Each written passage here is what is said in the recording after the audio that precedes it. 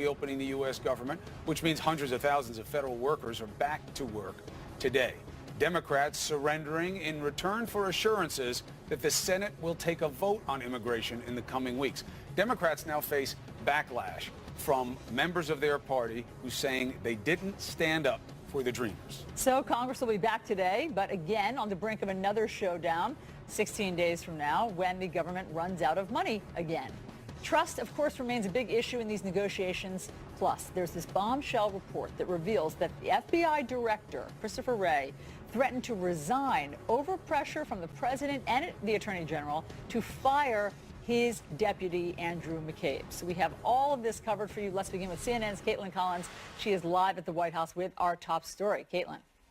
Yeah, good morning, Allison. The government is back in business today after the president signed a short-term spending bill here at the White House late last night. But there's little to suggest that the underlying dynamics of why we had this shutdown in the first place have changed, and it could just be setting the stage for another showdown between lawmakers in just 3 weeks.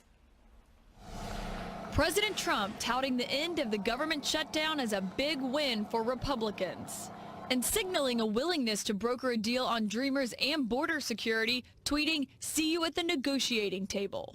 Sources tell CNN that Mr. Trump is eager to rebut criticism that he did little to help end the shutdown. The great deal-making president sat on the sidelines. Aides say Mr. Trump's low profile was intentional, the White House insisting the president had an impact. Look, what the president did clearly worked. But offering little clarity about Mr. Trump's position about the path forward for Dreamers. Status versus pathway to citizenship, or does it not matter to the president? I think that's part of the negotiation process, but right now, again, we want a permanent solution for that program. The chairman of the Republican conference telling CNN that Mr. Trump is key to any immigration solution succeeding in the House. His role will be an important one, and I expect that we will be hearing from him early and often now once these discussions get underway.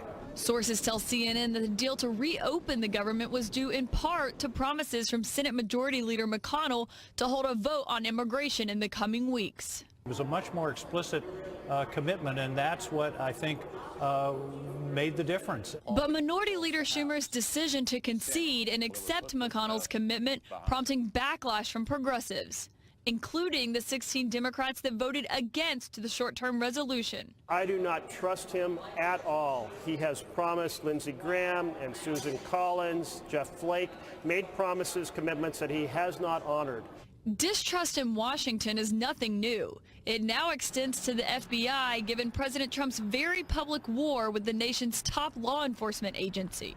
A new report from Axios claims that the FBI director Christopher Wray threatened to resign amid pressure from Attorney General Jeff Sessions to fire the FBI's outgoing deputy director Andrew McCabe. President Trump has repeatedly targeted McCabe over his handling of the Hillary Clinton email investigation and his loyalty to fired FBI Director James Comey, suggesting McCabe is biased and questioning why Sessions has not replaced him. The White House insisting in a statement that the president supports Director Wray, but asserting that politically motivated senior leaders have tainted the FBI's reputation. Now, Chris and Allison, the president is up this morning. He's on Twitter tweeting about those missing employees' text messages that are at the crosshairs of that Justice Department investigation, saying, in one of the biggest stories in a long time, the FBI now says it is missing 5 months worth of lovers struck page texts, perhaps 50,000 in all in prime time. Wow. Now, of course, that's something Attorney General Jeff Sessions has promised to get to the bottom of after several House Republicans raised questions about it. Chris and Allison. All right, Caitlin, thank you very much. Let's discuss with reporter and editor-at-large for CNN Politics, Chris Cillizza, and CNN political analyst John Avlon. Well, if the president doesn't want to talk about the shutdown, at least it's showing where his head is. This is his most recent tweet. He did take a victory lap this morning, said the DEMS caved and all that nice stuff that really helps negotiation. But his intentions, John, to go after the FBI, to even go after one of the employees by name, the plus minus. Minus, because he's actually, it's self-evidently distraction and deflection, which is what this president does. But it's also not actually befitting the responsibilities in the office right now. Why not? First of all, there's a tsunami warning on the West Coast. It would be nice to hear from the President of the United States on that. hopefully it comes to nothing, but calling this the biggest story in a long time doesn't even begin to comport with reality. The Senate just kicked the can 3 weeks, right? So there's an opportunity for the president to get a big win, show he's the dealer he always promised to be, pull a Nixon in China and get something on immigration that's big. He should be focused on that, but he can't help himself from distract and deflect on the issue of Russia, and that's ultimately what a lot of this release the memo stuff is about. And why is that, Chris? I mean, since this is seen as generally, conventional wisdom, as a loss for Democrats in that they acquiesced during this shutdown, why is the president deflecting today or changing the conversation to the FBI? Because I think he only really works on the attack. I think he sees himself best when he is being aggressive and when he is the aggrieved party. For all of Donald Trump's talk of, we need to be tougher, we need to make America tough, we're bad in negotiations. He is someone who has a victim complex. Everything this is to John's point about being presidential and what after an earthquake off Alaska, which last time I checked is one of the 50 states, and a tsunami threat on the West Coast, what you do. Do you watch television and tweet about it, or do you do that? Again, I think this is particularly as it relates to the FBI, part of a much broader pattern. Let's not forget, obviously, he fired the FBI director in Jim Comey. He has pressured Jeff Sessions, the head of the Justice Department. He's made fun of him publicly. He said he's beleaguered. He said he didn't stand up for him enough. Donald Trump just thinks everyone works for him. He's still working off that Trump organization model that everyone is his employee and should be doing his bidding, up to and including law enforcement, which has traditionally had sort of its own carve-out within the government. Just to insert a fact into this, Eric Swalwell said last night, he's on the Judiciary Committee as well as the Intelligence Committee in the House.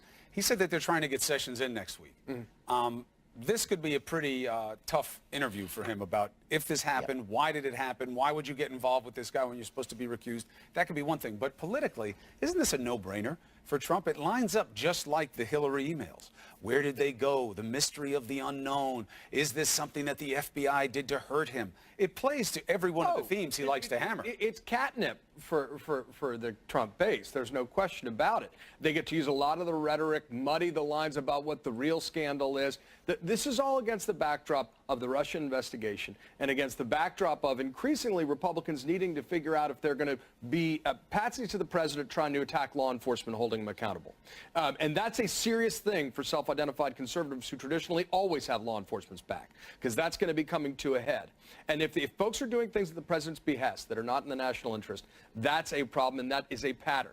So, of course, the president's going to try to pump this up. Of course, the conservative base is going to try to pump it up. How much are Russian bots also pumping it up for their own purposes? Apparently. Watch it. Exactly right. So can I just make a quick point on that comparison, Chris, just echoing John? The Hillary email thing that Trump focused considerably on in the media, myself wrote a lot about, Donald Trump was a candidate for president at that point. Okay, he is now the president of the United States, and the FBI falls within his purview. We have never seen, again, there's such a tendency, and it's so difficult to not point out every single thing that he is doing that is different, but this is wildly different. He has insinuated the CIA, the FBI, the Justice Department, all of these organizations, at one point or another, he has suggested are corrupt from the inside out and are aiming to get him in some way, shape, or form. He's the president. He's not a candidate, right? He is the person representing all of the federal government to the American people, and he is essentially pushing and fomenting ideas that really did not exist outside of sort of conspiracy theory websites prior to his presidency. So, John, how does all of this play now that the government is back up and running for 16 days? Democrats sometimes can get distracted by the president's tweets and try to figure out what he means or get bogged down in it. But they're supposed to get back to the order of business. I mean, this promise is about immigration. What's going to happen on Capitol Hill? The focus needs to be, they've got basically a 3-week sprint to do something big for the American people and the dreamers on immigration. And both sides are going to have to give. And at the end of the day, if the system's working right, the folks on the far left and the far right won't be happy.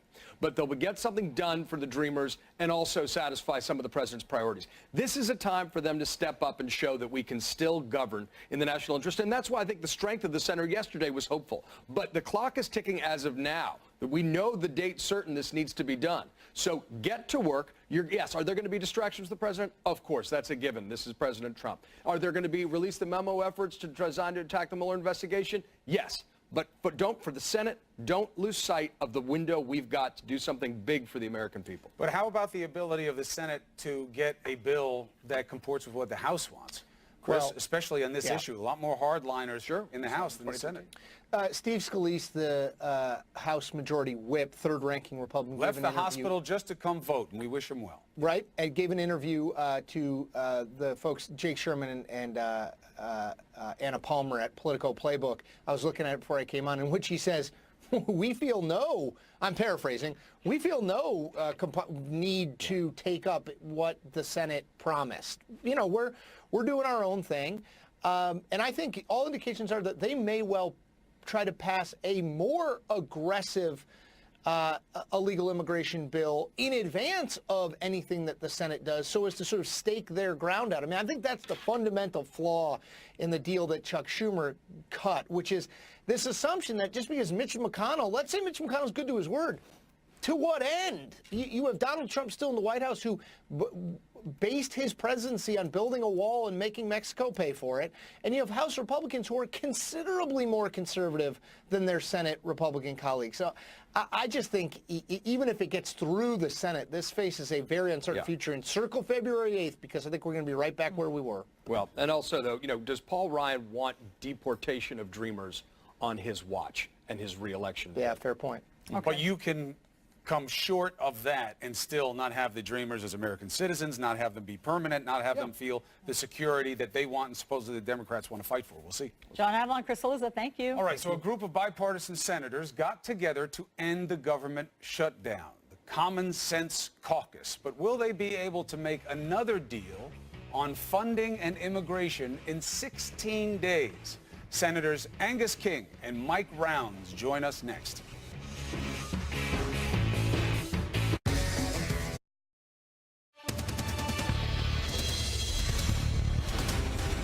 All is well. The government back open for business today and at least for 16 more days. But the showdown over funding, the government, the battle over Dreamers, immigration, security, appropriations, it all has to happen in the next 2 weeks. Are we going to be right back down here? Or are we going to be on the brinksmanship path once again? Joining us now are Republican Senators Mike Rounds of South Dakota and Independent Senator Angus King of Maine. Both men were involved in bipartisan negotiations to reopen the government and voted yes. Gentlemen, good to see you both. Thank you. Good to see you. Angus, what can you get done in the next 2 weeks?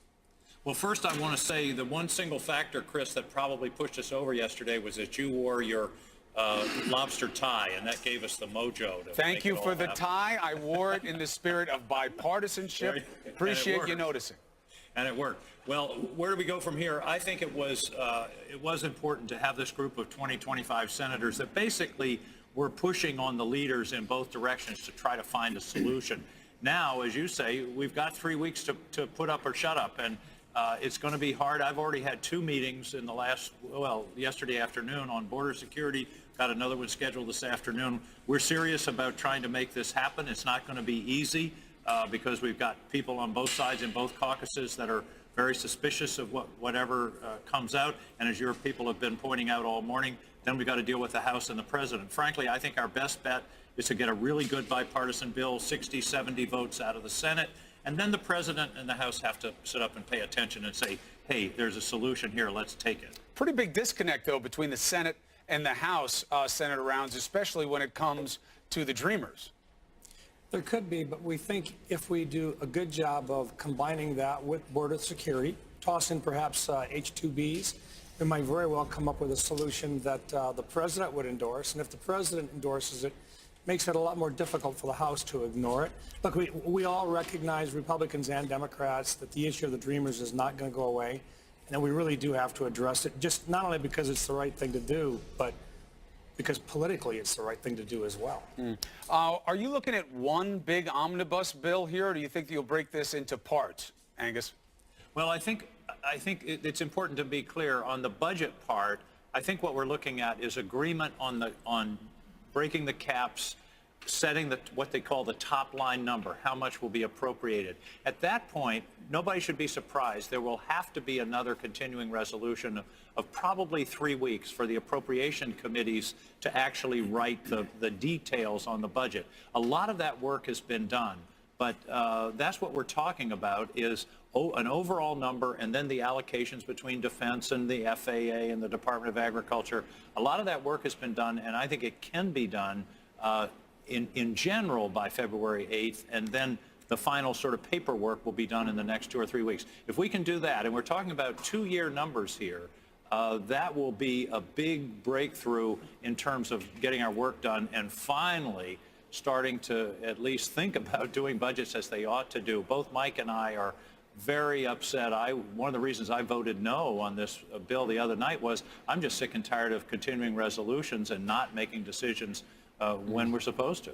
Well, you were a governor. You don't get to shut down on the state level the way you do on the federal level. There's all kind of, well, usually it's just not allowed in most states. So in terms of, if I hear you on all the budgetary stuff, so let's say that's one negotiation. It sounds like this immigration will be a separate negotiation. The president will loom large here, and I just want to remind people where he has been and left on this issue.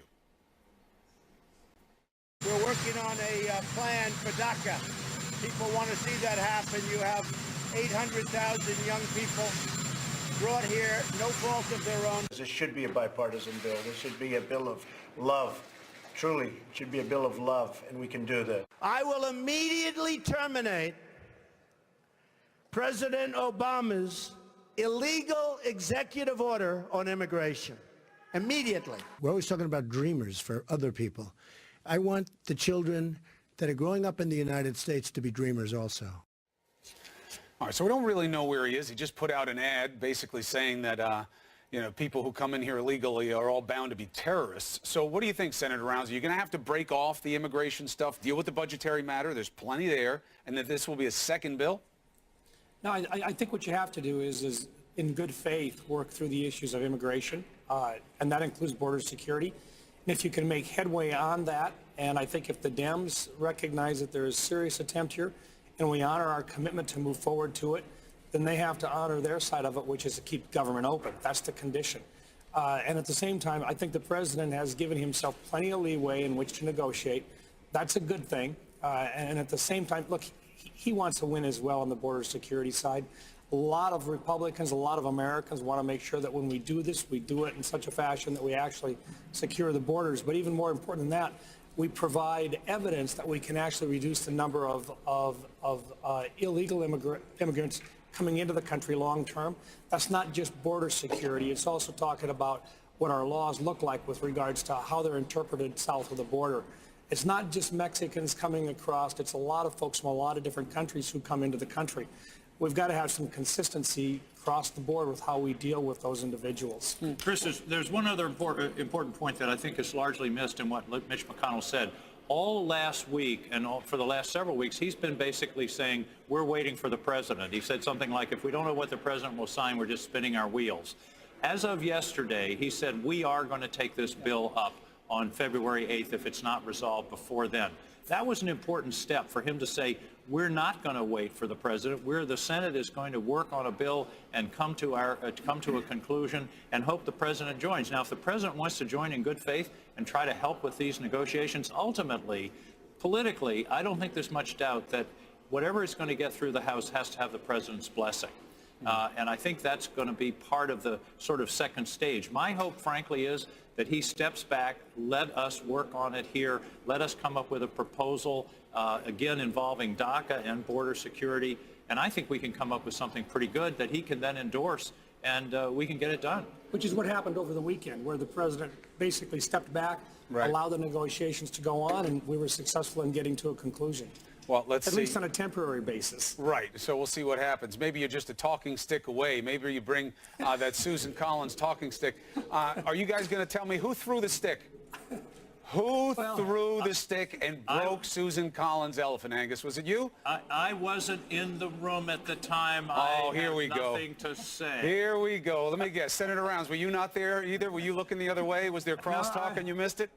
I was there. Who threw the stick? Stage of the game, we're going to leave that for those folks to talk Let me just about. say, in the subsequent meetings, we used a Nerf ball. It was a lot safer. Nerf ball. It did, All right.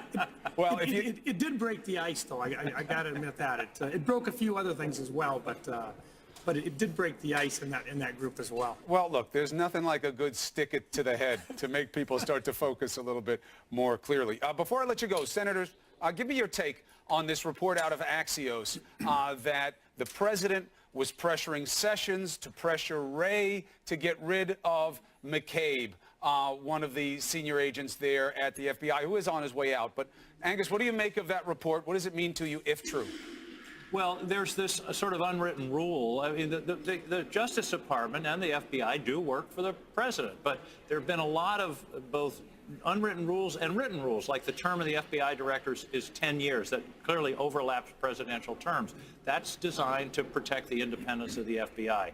So it is not, it's unsettling, frankly, if you have the executive leaning on law enforcement because they don't like somebody or they're afraid. And as one of your commentators earlier this morning said, FBI people are people. They vote and they have preferences, and it's impossible. They're not automatons.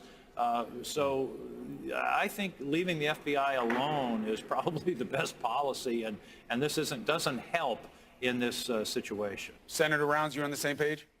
You know, similar except for one thing. It does remind us that even though we're all human and we've all got our own points of view, when it comes to the Justice Department, it's got to be even-handed. Sure. And that means you can't play favorites either way.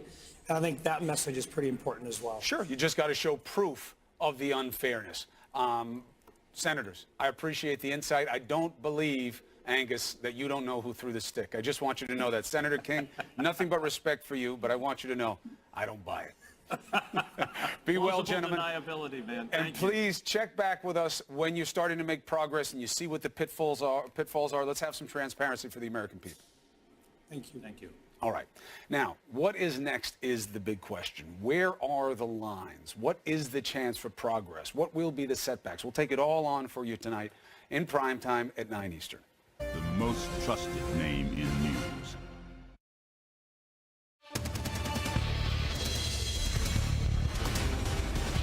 Senate Democrats are plotting their path forward. They voted to reopen the government on assurances from Republicans that Dreamers will not be forgotten. So, do Democrats believe their Republican colleagues? Let's bring in Democratic Senator Richard Blumenthal of Connecticut. He voted against the resolution to reopen the government. Good morning, Senator. Good morning, Allison. Why didn't you want to reopen the government? I voted against this resolution because it's another stopgap, 3-week patch that, in effect, kicks the can down the road. It undercuts our national defense and opioid treatment, pensions and veterans and disaster relief, and it fails to protect the Dreamers. And I am skeptical about the promises made on the floor of the Senate by the majority leader. I'm hoping that my Democratic colleagues who voted to favor this continuing resolution are actually right, but we'll see in the next 3 weeks. But help us understand what went on behind the scenes, because why did the Democrats who voted for this trust the Republicans and Mitch McConnell on yesterday, when they didn't on Friday? To have this promise made on the floor of the Senate, even though I'm skeptical about it, they're more optimistic, I think is a very public commitment.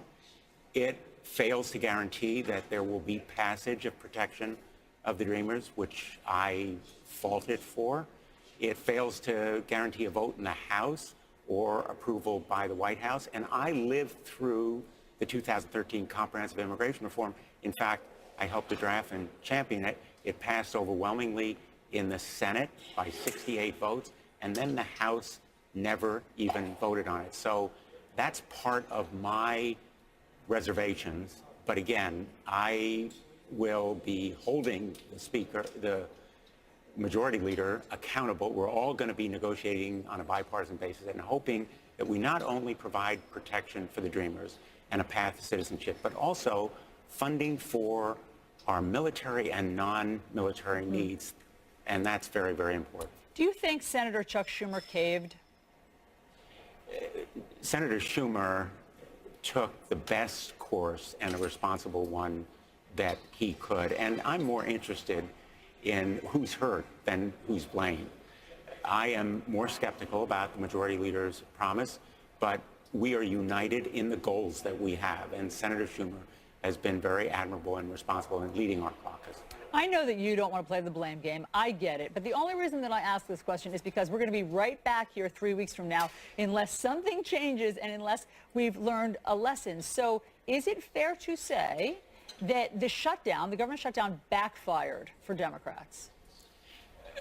You know, again, who's hurt is more important than who is blamed. The promise made by the majority leader is very important. And the principle that was established that we believe that the Dreamers deserve this protection, I think, highlighted it for the whole nation.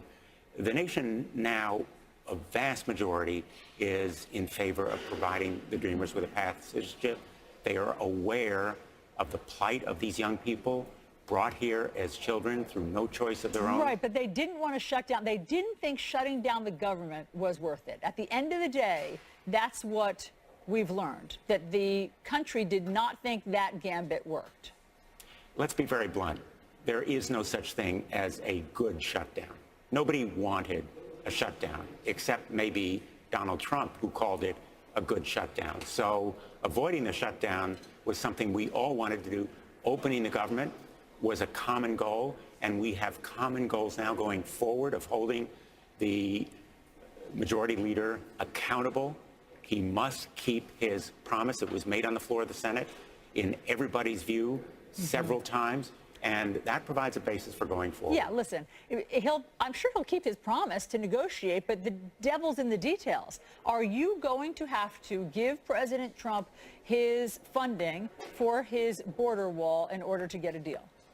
A border wall is a waste of money, squandering billions of dollars on an ineffective solution to border security is really reprehensible. So we are going to be supporting border security, surveillance, drones, more training for the agents who are there and additional agents.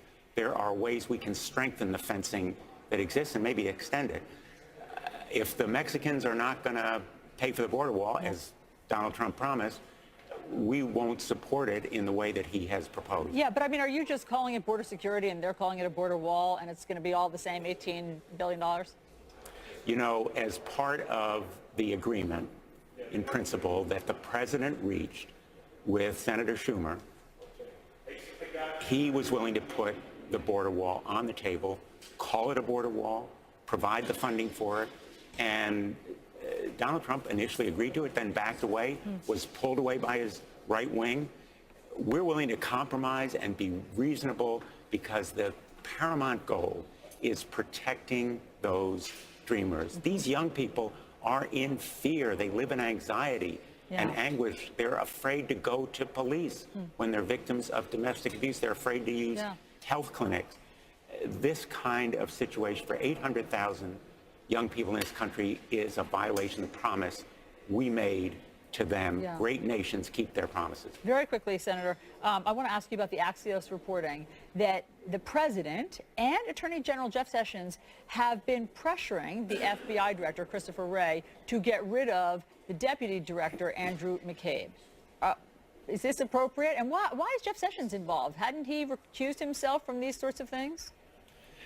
Highly inappropriate for the president to be interfering in law enforcement, to be telling the director of the FBI, even through his attorney general, what to do about staffing the FBI.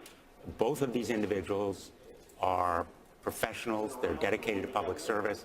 And Jeff Sessions ought to be recused from this kind of interference with potential ramifications for the special counsel. So it is highly inappropriate. My hope is that Attorney General Sessions will, in fact, back off, as the reports indicated that he has done. Senator Richard Blumenthal, thank you very much for giving us your perspective on New Day. Thank you, Allison. Coming up on New Day, we talk to Budget Director Mick Mulvaney and two Republican senators, John Thune and Susan Collins. Chris. He's been in the U.S. since 1979. brought to this country by his parents. He was just 5 years old. What did he do with his time here? He's a doctor. He's now being detained by ICE agents and facing... Saturday night at 7 Eastern on CNN. We're following breaking news. A massive earthquake off the coast of Alaska triggered tsunami watches and warnings up and down the West Coast. CNN's Dan Simon is in San Francisco with the latest. Dan. Hey, good morning, Chris. This definitely had folks on their toes this morning when you had this major earthquake off the coast of Alaska. You had much of the entire western United States, at least the coast of the U.S., that was under a tsunami watch. We are here along Ocean Beach in San Francisco. You have this 3-mile beach with ocean behind me. We've been looking at the ocean to see if there's been any sort of activity. At this point, Chris, we can tell you that the watch here in California and along the entire region, at least the west coast of the United States, has been canceled. As for what is happening in Alaska, they are now under a tsunami advisory. Obviously, you did have some folks evacuate. Things are said to be calm now because this watch or this advisory has now been issued, but certainly folks were anxious. But for now, just watch your local news if you live in Alaska, and we'll keep you updated as further developments warrant. Okay. Allison, we'll send it back to you. Dan, thank you very much for that update. Good news for the West Coast. We'll keep an eye on Alaska. Now to a CNN exclusive. President Trump is expected to invite French President Emmanuel Macron to Washington later this year. Michelle Kaczynski is live in Washington with this CNN exclusive. What have you learned, Michelle? Hey, Alison. Well, we know President Trump has hosted world leaders at the White House and at Mar-a-Lago, but he's actually the first president in many, many decades who, in his first year, has not pulled out all the stops to host an official state visit with its accompanying glittering state dinner. But sources are telling us now that that's all about to change, that plans are in the works, and the lucky winner is France. Now, we understand no official date has been set yet. This has not been made official. It's expected to be in the spring, though, and this could be announced as soon as this week while the president is traveling in Davos. But President Trump and French President Emmanuel Macron have had a strange relationship, punctuated by a couple of extremely long and very grippy handshakes. Early on, Macron seemed to relish trolling Trump on Twitter, especially when Trump pulled out of the Paris Climate Agreement, and Macron started his own campaign called Make the Planet Great Again. But all of that tension seemed to change when Macron hosted President Trump and the First Lady in Paris in July. Trump complimented Macron's wife's figure, but he seemed most impressed by the military parade for Bastille Day. And remember, he told Macron that he'd like to see something similar showcasing American military might in a parade down Pennsylvania Avenue, which hasn't happened yet and maybe never will. But since then, Macron has said that he and Trump speak often and have a very direct relationship. And sources tell us that Trump sees Macron as being similar to him in some ways, despite all their differences. He sees him as something of a disruptor and somebody who's not afraid to speak out bluntly. Back to you guys. Michelle Kaczynski, appreciate it. That will be interesting to watch. So when it comes to immigration, there are many who are saying, look, nobody's getting thrown out. Everybody's fine. You heard the story about Jorge Garcia, the man who was brought here at 10, lived here for 30 years, was just torn out from his family and put in Mexico City. That was real. Now another story. A respected doctor who has lived in the United States for almost 40 years. He has been detained by immigration officers and is facing deportation. His name is Dr. Lucas Nice. He had a temporary green card. He later became a lawful permanent resident. His wife and sisters are asking, why him? They're fighting to keep him from being sent back to Poland, a country he does not know and where they have no family. He's an excellent physician. He's loving. He's caring. He's an honorable husband, and he's always helping others. He's the person I call whenever anything goes wrong or right, and now I can't do that, and it's breaking me up. What is this about? Well, the system seems to be seizing on this fact. Nice was convicted of misdemeanor theft 25 years ago. He agreed to a state plea deal for first-time offenders to keep his criminal record clean. That deal is not recognized by federal authorities. So, according to a federal notice, crimes involving, quote, moral turpitude do make him eligible for deportation. How does this make any sense? I mean, when the administration said they were going to go after the hardened criminals, the violent criminals, how does moral turpitude 25 years ago make any sense for a practicing working doctor? I don't understand. Why is he being targeted? Well, because he broke the law. What the hardliners will say is your invitation is only as good as your respect for the law, and he broke the law, and that makes him eligible. Now, the delay in recognizing the offense and the degree of the offense and the disruption that it will cause does not seem to be fairness under law. He's a lawful permanent resident. I mean, that isn't who we understood that they were going to be targeting first, prioritizing. Anybody short of a citizen is vulnerable when it comes to the law and infractions and how those can be interpreted by the system based on its rules. And that's why the debate matters so much. All right. You feel free to weigh in on our CNN page. Did the president's personal lawyer break the law by reportedly paying a porn star to keep quiet about her alleged affair with President Trump? We have a debate on that next. If you just sign that first one there. Sorry. Did a reported payout from President Trump's lawyer to a porn star in exchange for her silence about an alleged affair violate election law? A nonpartisan watchdog group, Common Cause, thinks so, and they have filed a complaint with the Justice Department and the Federal Election Commission. Joining us now to discuss this, our CNN political commentator, Anna Navarro, and former political director for President George W. Bush, Matt Schlapp. Great to see both of you. Matt, here's their thinking. They say that these funds were paid, this is what the nonprofit group says, for the purpose of influencing the 2016 presidential election. Therefore, they should be considered a campaign expense, and they were not reported. Your thoughts? I don't really have many thoughts on this, Allison. I don't know I don't even know what we know. They're basing this on a publication that is kind of like TMZ, a gossip publication. Originally, hold on, Matt, but there's been other reporting. The Wall Street Journal, which is not TMZ. The reporting on but the I know what reporting you're of talking about, that. In Touch, the original one. But Wall Street Journal. Allison, do you read In Touch? Hold on. I don't read it. Matt. Do you read it? I do read the Wall Street Journal, and here's what. But I don't read In Touch. Matt. Here's what the Wall Street Journal has said. They have determined that there was this LLC, this sort of shell account that Michael Cohen, the president's lawyer, funneled $130,000 payment to Stormy Daniels through her lawyer. So do you think the Wall Street Journal is legit? I think the Wall Street Journal is legit, but in all due respect, with everything that's going on in the country, I thought we were going to talk about immigration reform this morning. I thought we were going to talk about the shutdown.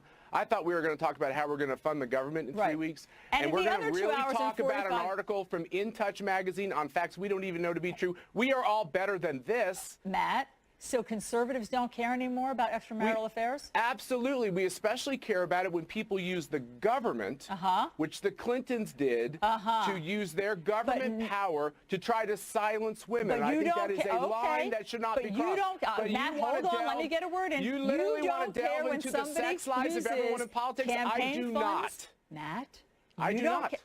You don't care. You don't care if a candidate used campaign funds. Allison, I care about a lot of things. Yeah? I just think that with everything that's going on in this country, all the issues we have to face, I listen and watch your show. Yeah. I respect you. Are we really going to talk about an article from In Touch magazine, a magazine I don't even look at? I see it in the grocery store line. We can spend this time in a more effective way. You can attack Trump in all kinds of ways. We can be scrutinizing of Trump. But really, this? Matt. So you don't care anymore about a candidate's extramarital affairs. You don't want to talk about it anymore. How convenient. I didn't say I don't care. I just said with all the public policy questions at stake, why don't we talk about them? I bet Anna might even agree. Anna? Oh, sweetheart, can you just get me a vat of popcorn? I'd like to sit here all morning and, watch this entertainment going on. Look, the bottom line is, it's true. People don't care. Christian conservatives don't care. I think it's part of what the Donald Trump effect has been. There was this great skit on Saturday Night Live over the weekend. Does it even matter anymore? It does not even matter anymore. Should it matter if a candidate paid $130,000 to a porn star, let's use it hypothetically, for an affair and didn't disclose it? Were those campaign funds? Should those be considered campaign funds? Should the FEC look into it? Look, I think there's going to be an ongoing investigation on this. I think there is the issue that needs to be answered about in-kind donation. But the political question is, do people care? And the answer is, there is a scandal du jour. There used to be soup du jour in most restaurants. With this president, there is a scandal du jour. And so it's like going to the butcher shop. You got to take a number. And a lot of us care more about Russia, and a lot of us care more about his racist comments, and a lot of us care more about fixing immigration than whether he got spanked on the butt with the, Forbes magazine. What I want to know is who was on the cover. I mean, we are at a level where we don't, it doesn't even matter anymore because there is so much that we are unfortunate, Matt? We're at this point that these things don't matter to conservatives like yourself. Look, what would be your magazine of choice, Matt? Oh, boy. To get spanked on the butt, Anna? I would want your picture on it. Is that a deal? Oh, my goodness gracious. Look, I think this is an outrageous waste of time. I think we should be talking... I'm just curious now, did you think it was an outrageous waste of time for John Edwards when there were reports about John Edwards? But he did use campaign money, Allison. And what you're basically saying is... aren't we trying to find out whether Donald Trump did the same? Look, I watch your show. It's not like you don't have enough material to talk about on the public policy questions of the day. So why don't you want to talk about this one, If Matt? there is wrongdoing, no matter who commits wrongdoing in this country, I think law enforcement ought to go after that wrongdoing. If and there's you have to look into it, which is why this nonprofit group wants to look into it. But Allison, don't try to box us into this idea that we're hypocrites just because we want to focus on the issues of the day. And if there's any wrongdoing, the issue of the day with John Edwards, you were happy to talk about it, but not now. I never was invited on your show to talk about it. But I do think after a year of everything we see at the FBI, all this question of the special counsel. Honest to goodness, can I tell you? You want to change the. But I mean, when we are talk about it, I'm right here. Let's talk about it. No, you don't want to talk about it. But when you've already wasted 4 minutes. Go ahead. Can you just imagine? Seriously, can we just for a minute imagine in 50 years when children are studying history of the Trump administration? I mean, can you make this up? Stormy Daniels, him getting butt spanked with the cover of a magazine. So you don't believe it? Just to get you on the record, you don't believe it, Matt? I don't believe when people tell me In Touch magazine has a scoop, I'm dubious. Do you think that's unwise of me to be dubious about In Touch magazine? Do you believe the Wall Street Journal's scoop? Look, what we have in journalism today is people write stories on other stories. Go back to the original story and see if that is credible. They got their new reporting about the LLC and Michael Cohen paying $130,000. That is the Wall Street Journal's reporting, Matt. My only point is this, Allison, which is if there is campaign violations, if there are campaign violations, the FEC will look at it. In the meantime, when it comes to Donald Trump, when it comes to Donald Trump, what we saw during the campaign and we continue seeing during his presidency is that he gets measured by a different stick. We knew Donald Trump, the brand, as the brash billionaire TV guy. He got away in that campaign with doing and saying 50 things that would have killed any ordinary politician. Frankly, if we'd found out that